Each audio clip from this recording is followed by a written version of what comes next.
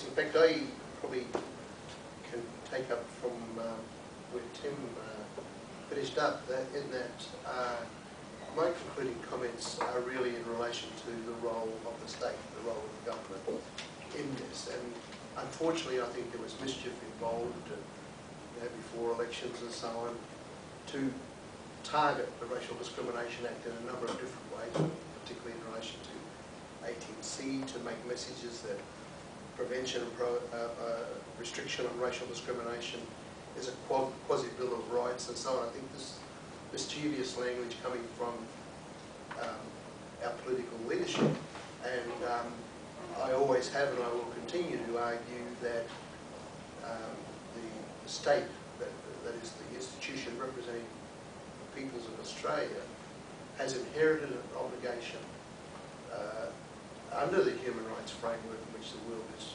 held together at the moment, to eliminate racial discrimination, not to incite racial discrimination. And that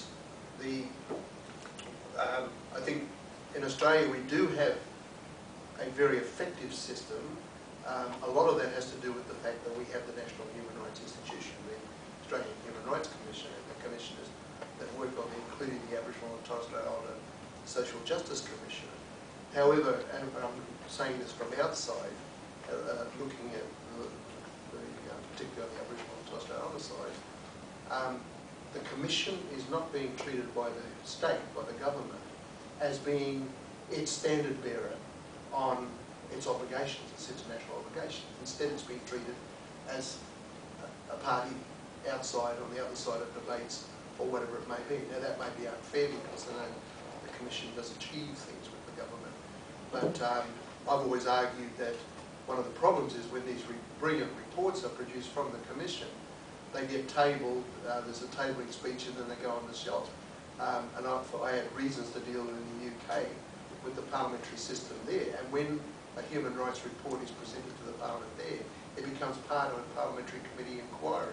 And the human rights report is then debated with civil society and the government and so on, and the whole thing. We don't quite have that process here. So I think that weakness in the system in Australia, there's two weaknesses, but the first one to which I mention is the fact that the state is not fulfilling its obligations, and that parliamentarians themselves, if they're going to have codes and restrictions on how they speak and how they operate, I think need to be looking in the area of race discrimination, vilification in particular. I just don't know how they make laws that they've been making of late that deal with Aboriginal and Torres Strait Islander people and hold their heads up at the same time. The other one I'll mention in terms of my concern with the Racial Discrimination Act, and again I'll just repeat, I feel that this is very robust and very effective, but we still have problems with the way in which the courts are interpreting, I think, the responsibilities of the state in making laws for Aboriginal and Torres Strait Islander people. That basically we had this case of Maloney versus the Crown, which deals with the liquor laws in Queensland.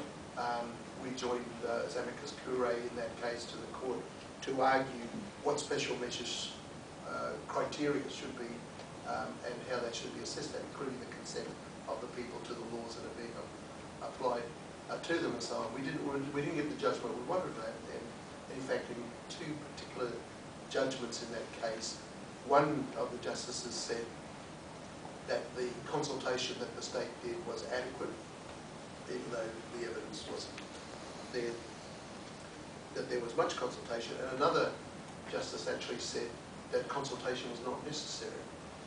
This presumption that the Parliament of Australia is representative of the Aboriginal and Torres Strait Islander peoples in the same way it's representative of all other peoples in Australia is a completely wrong presumption that's being made in our law courts. And personally, I find that offensive. I mean, I'm not big enough person to go up against the High Court and justices and so on, but I can express my opinion on the whole thing. So I think that there's two issues there. One is that the state needs to know more about its obligation. It's gone some of that way now. It has this parliamentary committee on the scrutiny of human rights in legislation. And the other way is that I think we have to ask a little bit more of our courts to understand the Race Convention, the international national standards that apply and the jurisprudence that applies, and not keep running the Australian brand of racism as came over in 1788.